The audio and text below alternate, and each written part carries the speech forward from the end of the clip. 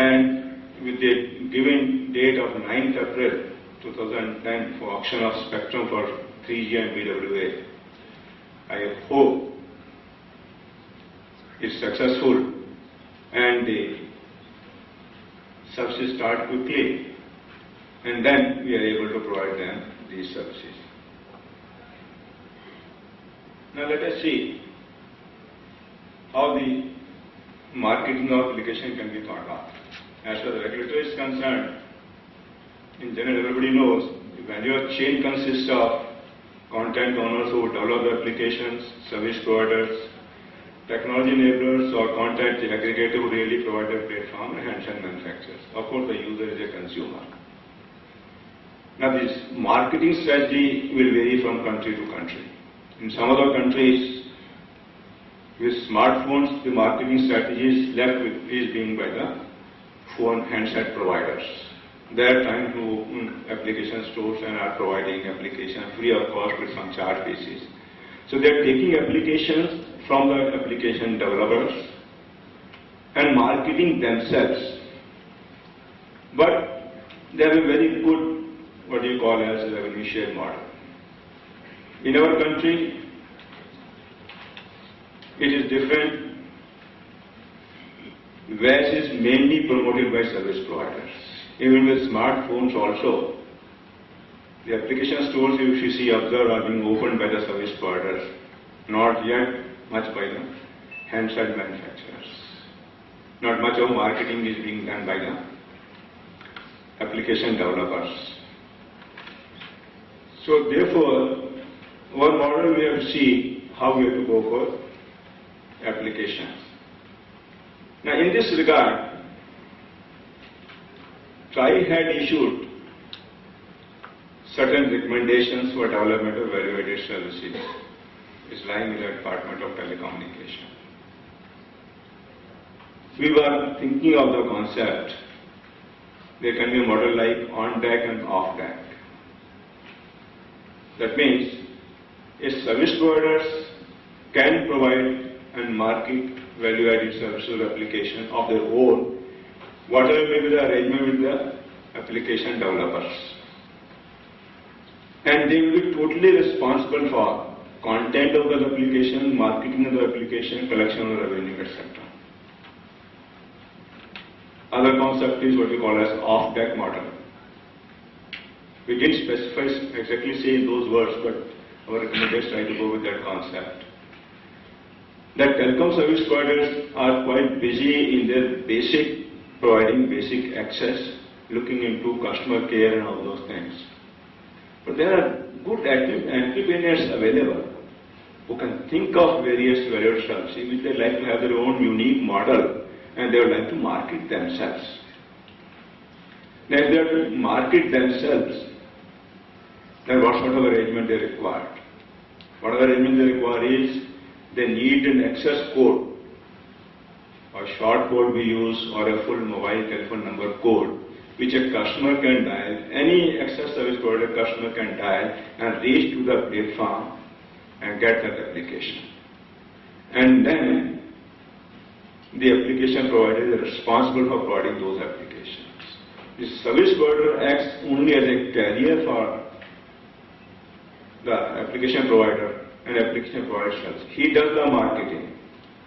Now he may have his own model of collecting revenue by prepaid cards or any such thing, or he may have a model with the service providers itself, where he includes in the bill and has a revenue share. But there is a concept available for an application service provider to market his own application independently.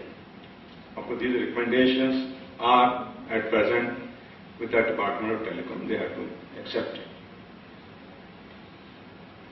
The important thing is that India being a country with various types of languages, there is a need to develop contents in the regional languages.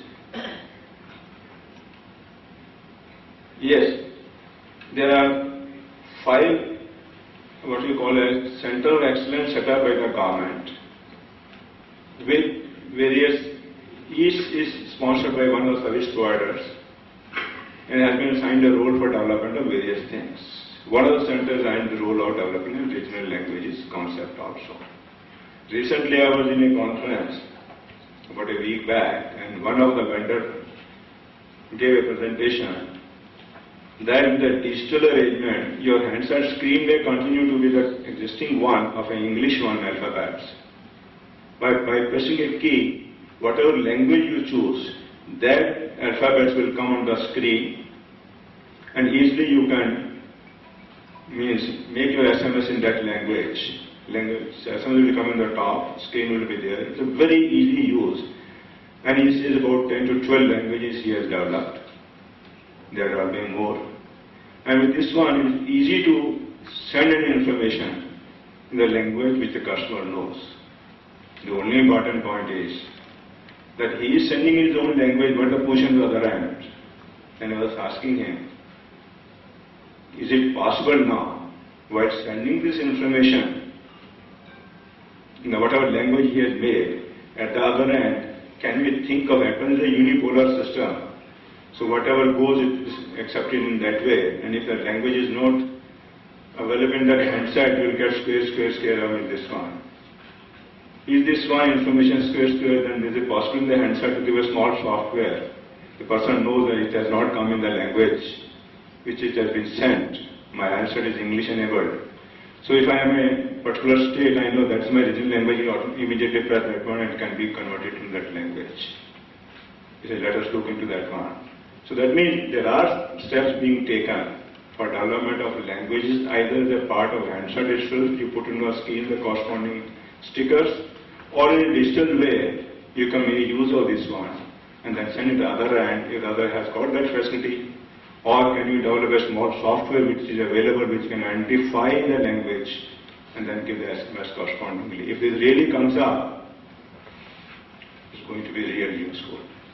Next aspect is, can we develop these languages on voice prompt concept? Some of things have come up. And so you say, Mama, your mother number is dialed. You say, Papa number is dialed.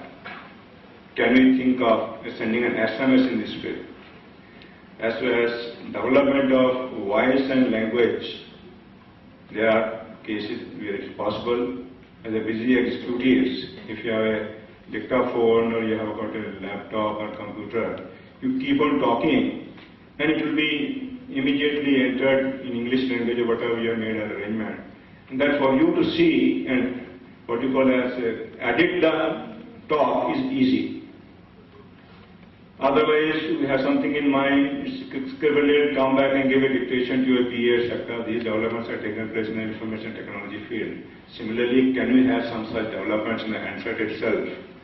Less educated people or people who find it very difficult send SMS, even people like me will prefer, all right, I press an SMS, say this information I talk, it goes immediately to the other end. In this one, little more work is required to be done. If you do this one, then the application will become quite popular and be utilized by masses, not only by well-educated people.